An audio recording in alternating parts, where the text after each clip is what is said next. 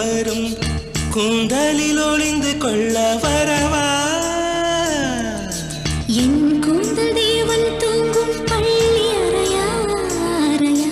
மலர் சூடும் வயதில் என்னை மறந்து போவதுதான் முறையா நினைக்காத நேரம் இல்லை காதல் ரதியே ரதியே